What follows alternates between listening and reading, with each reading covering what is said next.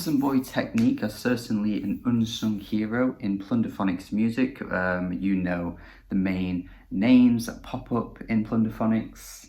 Do I even have to say it? The Avalanches. You know. And I've got to be honest, I've been underrating them as well. Or not necessarily underrating them, just not knowing who they are. Only recently discovered these guys, and I feel kind of bad because their music from the 2000s up until today has actually been really quite good. Pretty scarce though at that, with their albums dropping in the 2000s and then this album being their first in like years, absolute years.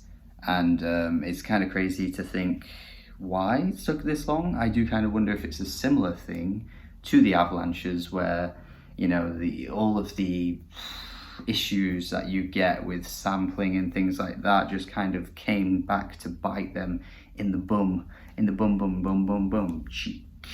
Not that I agree with, you know, that kind of thing, or I'm saying that it's right, but obviously heavy sampling in your music basically takes years to clear and is very difficult to sustain as a career in music. It's not easy for artists like this. So I do wonder if that's got anything to do with it, or it just happened to be that they've took a huge break. But their newest album came out a few weeks ago.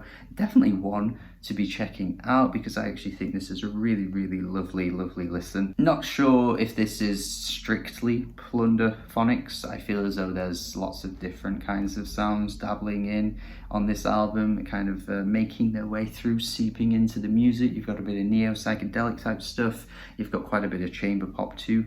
The opener is very, very sprightly and uplifting, just an absolute joyous way to kick off an album, honestly. Just immediately smile-inducing, just really, really fills you with nice feelings, a bit of a summery feel to it as well. Just a really good way to kick off an album. And I feel as though, again, if you're very new to this artist, there's no reason why this kind of opener wouldn't at least grab your attention. The melodies are really, really sweet. It can be said across the board with this album though, the melodies are just generally very sweet. The track Melodies is very much what the title tells you. It is just very summery. The vocals are incredibly soft as well.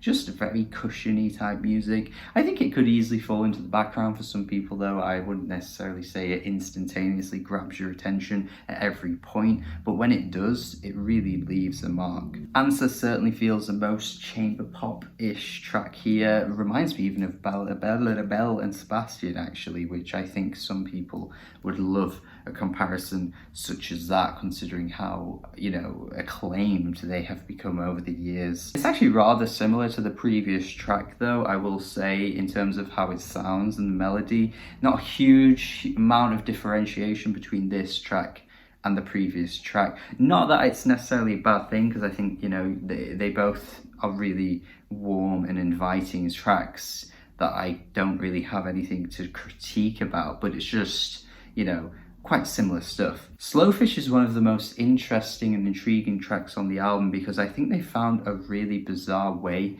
to make this strange combination of French pop and city pop. Now, worlds apart pretty much in terms of genres here. You know, city pop obviously originating in countries such as Japan, and, you know, being a bit of more of a staple over in Japan, and obviously French pop being France, obviously, kind of goes without saying.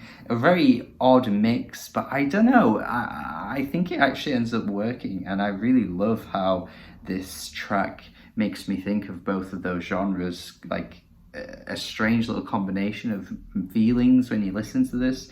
But I really like it. And I do kind of wonder if they were trying to do that with this track, or it's just me that's making those connections somehow. Very heavenly vocals here. There are some guest features across this album, and this singer probably is the best singer across the whole thing.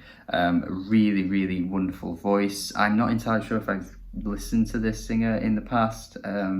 I will have to check her stuff out though, because I really love her vocals. Towards the end, I will say this album starts to kind of flatten out a little bit. I think this had potential for being like a year-end list favourite, but I think tracks like When You're Gone is just a bit too bite-sized and doesn't really go far enough to really capture anything for me.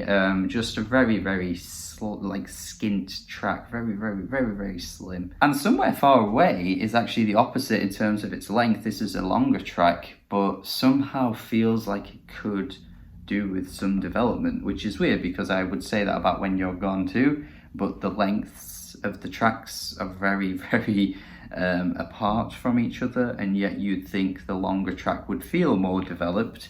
But I don't know what it is about this track, it just kind of sticks to one melody and just keeps repeating it across the whole thing, which isn't necessarily always a bad thing with like Plunderphonics type music. But I just think the melody that you get on this one could be found across the album just a bit better. Wishing for Your Love is a lovely track as well. Very simple but very pleasant, just a really nice little track here. And the closing track is very warm too, just a really warm way to close things out. Really good stuff overall though, definitely an album that you should be checking out. I'm definitely going to go 7 out of 10. Definitely feels like it falls short a little bit of being quite, great, but I do think it is a really good listen, and yeah, just an underrated artist overall. Do let me know your thoughts overall if you have listened to it. Subscribe if you haven't already as well, that would be fantastic. Listen to this album if you haven't already, and that's it. Goodbye, see you soon. Tell me what I should talk about in my next video, and have a good day. Goodbye.